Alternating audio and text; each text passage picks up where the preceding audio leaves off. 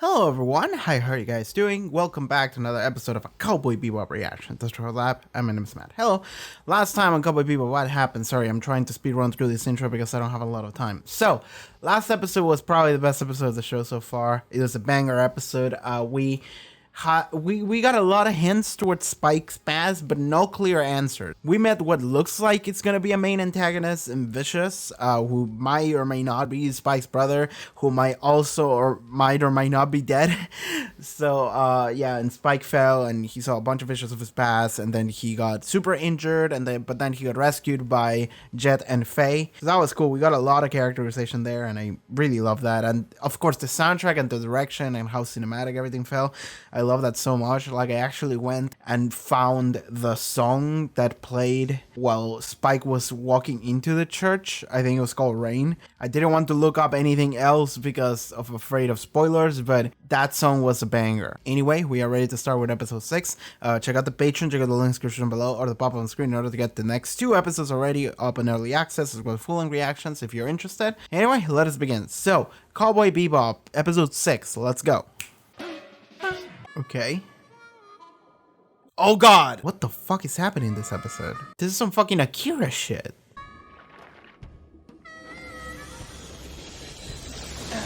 What? Okay, sure. I didn't realize that was plot. So he stepped out of Spike's past or something? Look at this Yamato Ishida motherfucker. Man, we're always broke. You're buying something to eat. Come on. If we don't work, you don't eat. We girls are different. We have to be pampered because we're delicate and refined. You're eating dog food! I mean, to be honest, that was the most in-character thing I've seen. Yo, hey, Fatty! Fatty River, long time no see, buddy. Oh, who'd have guessed if it is a jet black? Okay, I'm guessing this is another bounty hunter. Okay, so it's up to Spike. So is that dude gonna try to assassinate the kid or what? So there's a kid and then there's another person in a wheelchair. Okay. Give it back now! Zebra? What the fuck just happened? I guess we're catching him. Wow. Imagine being that guy and just like, oh shit, I'm dead. Oh, never mind. Who shot him? Don't be fooled by him. By the way he looks. Don't talk. Try to stay alive. Not me. He needs help now. Help him. The kid is the bad guy. I'm just gonna guess that the show wants me to believe it's the guy in the wheelchair, but actually the guy in the wheelchair is the one we're trying to save. The kid is the bad guy. This thing is gonna pay for our food. Our food, not yours. You know, I think your heart's made out of lead. Not like me. I'm a nice guy. I have a gift for you. An official invoice? An invoice for what? I figured. All the expenses you've racked up since you've been on our ship. And thanks for your business. My god. This crew is... Enjoying the sweets? I always do. I like this guy. Saw that kid on the Blues Harp the other day named Wen. Giraffe was after the kid's so-called father, an old friend. He goes by the name Zebra. They were friends? Why was he after an old comrade? He wasn't. He was after the kid. He asked me to come here to help you.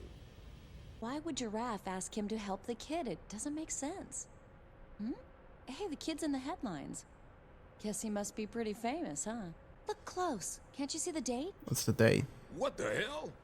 This was published 30 years ago. How can he have the same face? What? Okay, never mind. This kid is also like 60 or whatever. The kid's no kid. I know what I look like, but I was alive when this place was an outpost, before the asteroids were even settled. Get the picture. How old is this kid? Are you immortal? Like, what the fuck? Has this kid like figured out the secrets of like human engineering? Is he like a crab? What is your real age? What?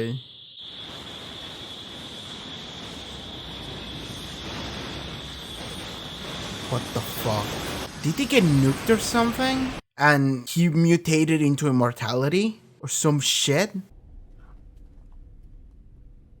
Yeah, they're dead, but he's not. He doesn't seem too phased about this. From that day on, my body completely stopped aging. I can't die. Don't be fooled by him. Yeah. By the way he looks. Yeah. He needs help now. I like how Help him. I realized that immediately. It's interesting how this fucking not kid is like the most serious antagonist we've had with the exception of Vicious. Yeah, fuck this kid. Oh, got him! He said he can't die, so fuck it, just shoot him. Oh, damn. Damn. Got him! I mean, he can't die. Well, that's a lot of blood. That's a lot of blood. What the fuck? Did he just exploded the moment he got shot? Like, can't they, like, save him or something? Oh, they can read his mind. Oh, that's, yeah. A hotel? And then he got shot by a kid. Aww. I can do you in with this. Oh. This stone has the power to return time to you. Oh. Yeah. Yeah. Okay, so that ring can kill the kid. Man, that's sad for this guy. A kind of singularity that drew in vast amounts of energy, enclosing and crystallizing them into a single-faceted stone. His pineal body continually produces a substance like melatonin that inhibits aging. That's the theory in a nutshell. That's really weird. Anything could happen. We're gonna It could assassinate a go sky high kid. the moment it hits. Kinda makes it interesting. I just thought I'd say goodbye, Spike, since I'm sure it's the last time I'll be seeing you. Huh, you mean you're finally leaving us? No, I mean, you're not coming back. Why are they so serious about this fucking kid? Compared to anything else? Like, I don't like this setup, Jet. Don't like it at all. also, why do they have to do this?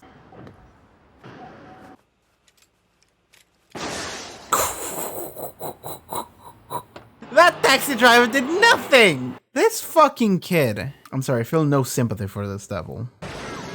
Yeah, fuck that car. Alright. I mean, I would say he jumped off before, but he can't die, so... I suppose it's also very fortunate that his clothes don't, like, break or burn or anything. This would get really uncomfortable. We had to fight like a naked child. You're not a good shot, kid. Spike doesn't give a fuck. Oh, you have to be really confident in the shot.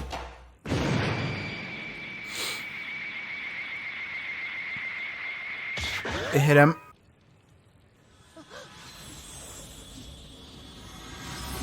You know what I would love to see? For him to just start aging. Yes! Yes! Yes! Cool. Well, fuck them kids. I feel so heavy. I finally feel at ease. Do you understand? Do you? Alright, done. I'm trying to think about what he meant by that. Yeah, I understand. As if.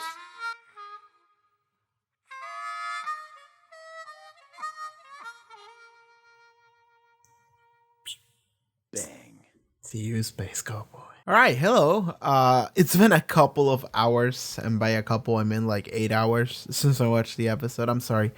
I've been really busy, and I'm not gonna lie to you, I kind of feel sick right now and tired, and I'm just gonna do my best to get through this review. But I mean, it's fine. It's not like a super heavy plot episode, but it was a really good one. So, an immortal child, and like, this is something that I was thinking about. Is that like, this show is introducing a bunch of concepts that, okay, so this show feels very like almost like realistic in a way. Like, okay, let's hear me out. When I say realistic, I mean that the show doesn't feel like it's too like out there, too magical and something like that. It feels like, okay, something that you could like maybe realistically see if humanity kept going for a couple centuries more, and this is kind of what it would be like, you know? Like, this really feels like, okay, it's kind of grounded.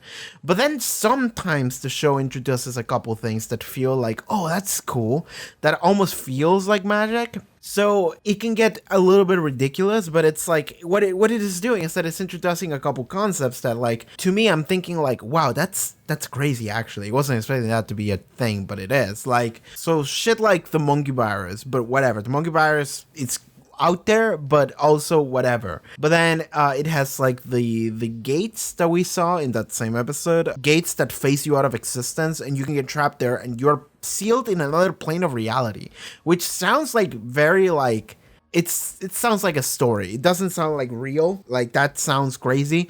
And then in this episode, it's like, oh, this kid was exposed to some, I don't remember what it was. It was like a solar flare or something like that. Like, this kid was just exposed to that, and then this kid just became immortal. Like, he's not able to age, and he's not able to die either. And it's like, they try to give, like, it's not like a magic explanation. They try to give you like a real explanation, but then they also say like, or that's more or less what we think, you know?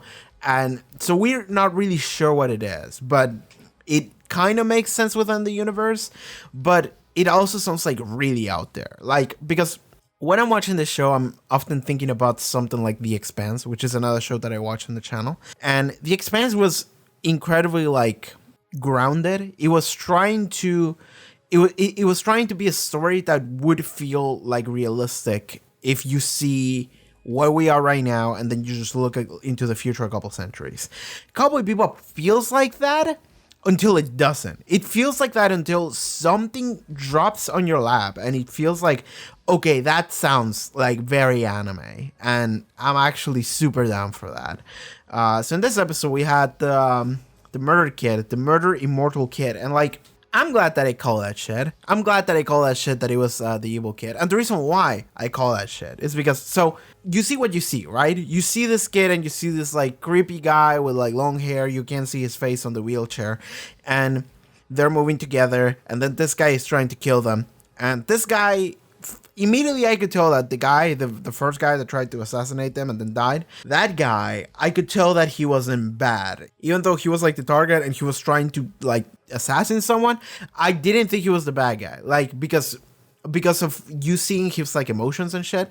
I suppose that's the main giveaway that you can take, and this is something that matters a lot to me, is that when I see a character, I'm focusing on like, okay, what is your expressions like, you know? I'm trying to infer what the person is like, or what they're thinking, or what they're feeling, more than anything. So I see that guy and I see that he's like kind of freaking out, and I'm just like, okay, that feels very human. But then I look at the kid, and the kid seems like very uncaring, very apathetic, like unexpressive, and I'm just sitting here like, okay, if the kid was a victim, the kid would be displaying some signs of like, oh god, I'm a hostage, but it wasn't. So I'm just sitting here like, okay, that's a creepy ass kid.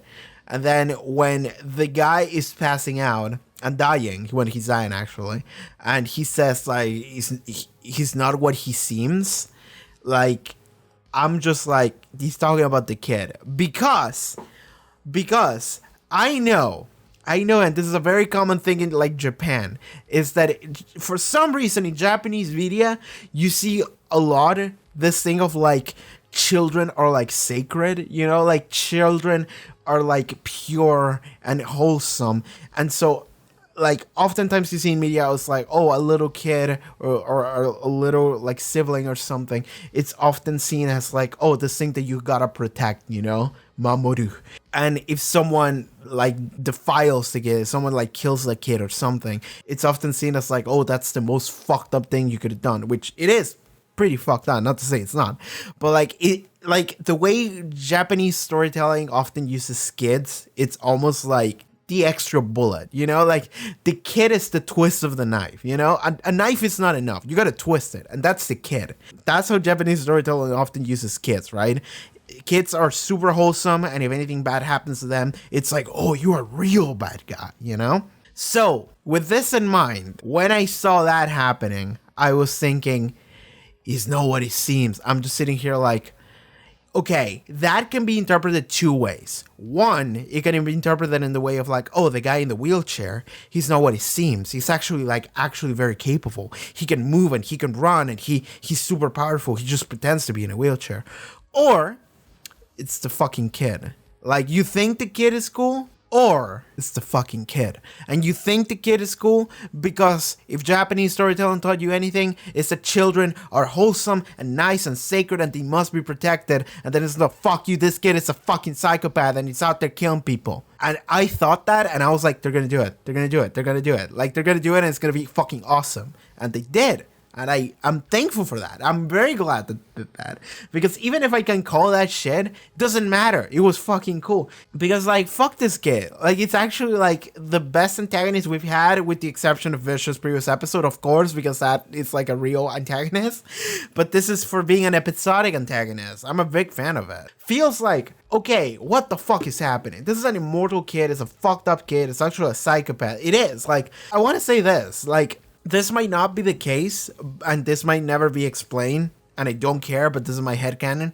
It's the fact that, like, I think that kid was actually a psychopath. Like, actually, brain was weird from the moment he was born. And the reason why I say that is because when he was playing the harmonica, and when the solar flare happened, or whatever that was, I don't remember exactly, and I could go back and skim through it, but I skimmed through the episode before I started recording this, by the way. I didn't completely forget everything. I mean, I did, but then I rewatched it. Whatever that was that caused him to become immortal, it killed everyone except for him, and he was like climbing out of the pile of bodies of the people that were like listening to him play the harmonica. And in my head, I was thinking that those were his parents. They might not have been. They might have just been completely random people.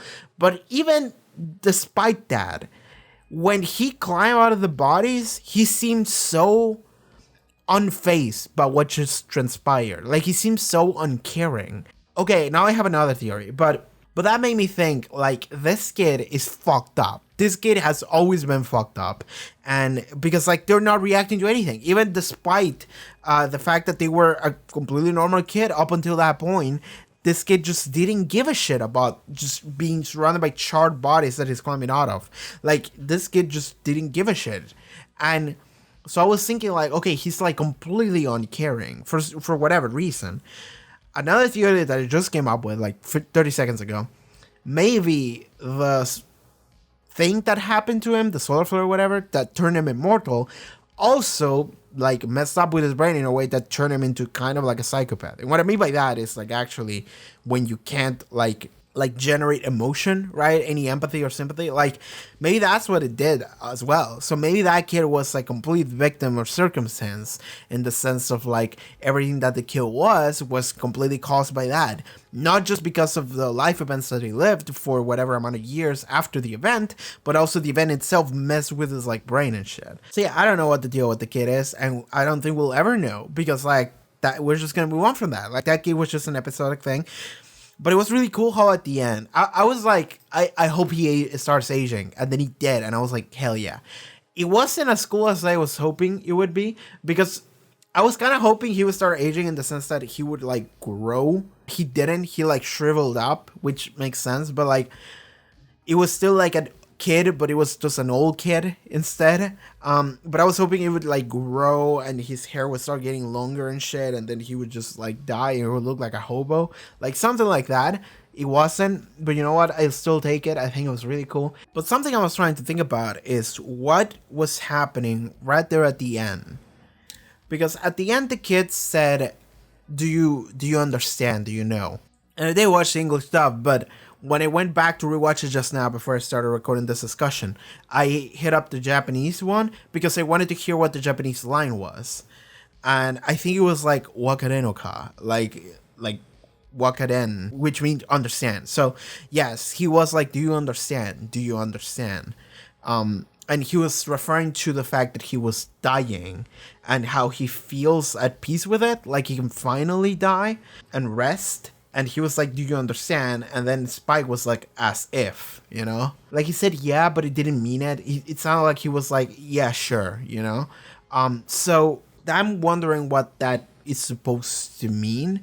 I mean, I think it's just a cool scene, but also it's just the fact that, like, maybe it's supposed to, like, hint at the fact that, like, this kid is dying with, like, this kid has been wanting to die for a long time, and now he can finally die, and he feels at peace with the fact that he can die. But maybe Spike doesn't feel that way. Maybe Spike feels like his job is not done. Maybe Spike feels like there's still stuff he needs to do, or things he needs to amend, or, like, debts he needs to pay, or something like that. Maybe Spike does have a lot of things that he's carrying. Oh, the kid did say something like that, didn't he? I feel so heavy, but I feel so at ease right now. Like, Spike's not gonna kill himself, right?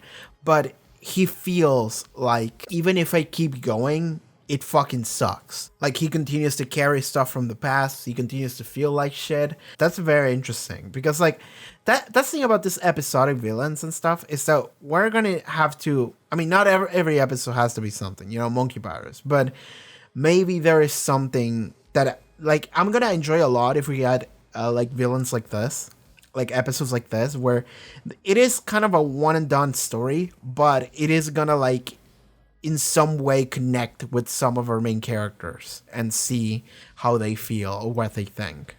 And speaking of, at the very beginning, there is a scene that it just goes unexplained and we're never gonna know, where it looks like they're doing some experiments on Spike or some shit. And, like, I was thinking, after I watched that, I was thinking, like, man, previous episode I said something like Spike is a cyborg or some shit in order to land such a clean shot, which he did again in this episode. But, like, maybe he is, like, genetically enhanced. Maybe. Like, because, so, okay, from that flashback, we don't really see a lot. We just see people doing something with an eyeball, and I'm just like, what the fuck? I don't want to look at that. And then we see a bunch of, like, organs and, like, flasks and shit, and I'm just like, what the fuck is this Akira bullshit? Yeah, it's just a bunch of, like, doctors, people doing some kind of surgery on him, and he's just looking at all of them surrounding him. Then there's a fish, and then there's an eyeball that, like, it doesn't look like a human eyeball. I don't know what the fuck I'm looking at. It is an eyeball that moves and looks, and then Spike wakes up. It is looking at him, by the way. It is looking at Spike on the table, and then Spike wakes up. And I'm just like, okay, shit, this is actually important. Like, okay, I have no idea what the fuck is going on with Spike's past anymore.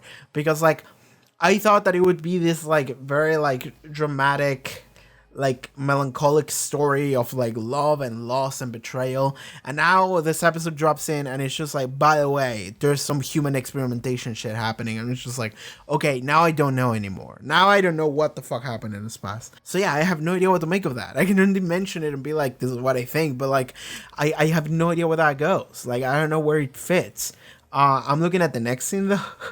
This next scene is great because we see Faye looking at the fridge and there's nothing in it. And then you see Ein, and it's like, hey, I want some food. And the only thing in the fridge is dog food. And then Faye grabs the dog food and starts eating it herself. Girl, what? Like, okay, so I think that's actually very good for characterization in a way. That's, like, such a minor scene, and it, like, doesn't matter. But, like, it is a great characterization scene because while, like, Faye is just like, you fucking dog. You don't understand. Woman, we need to be pampered. We're queens. We're wonderful. And you need to treat me with some respect. And I can get everything I want, right? Because I'm fucking cool and I'm awesome. And while she says this, she's eating dog food. Like, that's really cool because it paints a really cool character, because in my mind, Faye now, and from everything we've seen her be, is that Faye tries to be this, like, queen. She wants everyone to just give her everything, and she's always, like, getting upset at people whenever they don't. Like, she wants to be, like, this, like, queen. She wants to be, like, this, like, royalty. That's her demeanor, and she always wants people to treat her like she's the best, like she's the center of everything. Like, her ego is massive. Like for example, a scene where they were like, oh, you're worth 6 million, and she's like, only 6 million? It's like, girl, what? But that also goes in contrast with the fact that, like, she is a compulsive gambler and in millions in debt, and she's always on the run and just surviving, fighting for her life because she's always perpetually broke. Everyone's after her, and it's just like, yeah, whatever, I'm a queen. And it's like, no, you're not, bitch. Girl, what the fuck? Your life is a mess. And she is a mess. And I love that scene because it's like a perfect example, because she is just like, oh, I'm so great, I'm so gorgeous, and you should treat me better. And she's just eating dog food, and it's just like, oh, that's perfect. She's this disgusting trash goblin, which I can empathize with, and she's just like, I'm the best. And it's just like, you know what, that's funny. I'm down for that. I really like that. I can tell that this is gonna be her character, like, immediately. I like it a lot. I'm a big fan of it. This is a very good characterization here for Faye, and it was just such a tiny scene, but hey, it gave us a lot towards her character, which I'm a big fan of. I suppose I'm still not sure why they went after the kid. Like, why Spike went after the kid. Because, like, they didn't have a hit on the kid or anything. Like, the kid wasn't going to give them any money or something. Like, there was no reason to do that. Like, they did get the ring and shit, but, like, why would you want to use the ring to go and kill the kid? Like, it's not your business. And it's weird to see them care so much. But, like, maybe I missed it. Like, again, I watched the episode many hours ago. But even when I was watching it, I was like, I don't know. But, like, yeah, I don't know. Maybe they take it personally. You know, maybe they saw this and they were like, actually, fuck this kid. You know, they killed this guy and paralyzed this other guy. And that was fucked, man. When you see the guy who's paralyzed and he's just laying there and he's crying and he can't even move, I'm just like, man, that sucks. That must actually suck. I feel so bad for that guy. And then there was a scene where right before Spike goes after the kid, you see Jet and Faye be like, they're like, Spike, you're gonna die. And Spike is like, I'm good. I suppose something we can say is that, like, the kid shot Spike a couple times before Spike shot the kid. Because the kid was taunting Spike. Like, he was, like, shooting at, like, the floor and shooting around him. And he looked, like, kind of sadistic while he was doing it. So it really felt like he was just playing with Spike. And Spike just stood there and then he just shot the kid in the face and won. So, like, maybe that final scene where the kid is like dying and he's like, do you understand what it's like to, like, finally be able to rest? I suppose that, and Spike is like, no. It's like, yeah, sure. It's because maybe Spike kind of has a death wish. Like, maybe Spike is just like, whatever, I'm just gonna die at some point. He just goes balls out and doesn't care if he dies, maybe. So when he lets the kid shoot first, and he's just like, well, if I die, I die. And if I don't, I don't. And then he doesn't. And then he's just like, well, I guess I live another day. And then just shoots the kid in the face. And then the kid is like, do you understand what it's like to finally rest in peace? And Spike is like, I don't, because I'm still alive. Like, I let you shoot me, and it didn't do anything. It didn't work. So I guess I'm still kicking. So I guess that's the thing. I guess Spike is just one of those people. I mean, it makes complete sense. Like, we talked about this before. Spike is so, like, fucked up. He's just like, whatever happens, happens. I think that's the thing, actually. Now that I said it, I'm pretty sure I've seen, like, a screenshot of Spike saying that. And I don't know the context of that screenshot. I think I've seen... So, okay, one of my friends had that as, like, his profile picture for a while. Like, it's a friend that is heavily into Cowboy Bebop. He's the kind of person that would like a character like Spike, actually. So yeah, I'm pretty sure that's the thing that Spike says at some point. Maybe he has already said it and I just didn't pay enough attention. Yeah, anyway, that's his character. And I feel like that also applies to, like, whether or not he, like, lives or dies. Because, like, I was thinking, like, why did he let the kid just shoot him? And I completely forgot until this moment in the discussion, I'm sorry. But, like, that makes sense contextually for what happened in the episode. He's just like, well, whatever. And even the fact that he's going to face the kid, everyone's like, why? And he's just like, whatever, man. So yeah, sure, he just does things because he feels like he has to do them, or maybe something I haven't fully pierced together yet. But then it's like, realistically, like, why even do that? It's so dangerous and you should, like, die. Because, like, that kid was immortal. Like, it makes sense that they would be like, you know, you're gonna die. And he's like, well, whatever. Because, like, that kid was immortal and had a gun and was a psychopath. Like, why did Spike win? And realistically, the kid should have just killed him, but he didn't. I suppose you can say that maybe Spike read the kid and he was like, that bitch is not going to shoot me. He's going to taunt me. And that's when he got my opening. Maybe he did that. I don't know. Anyway.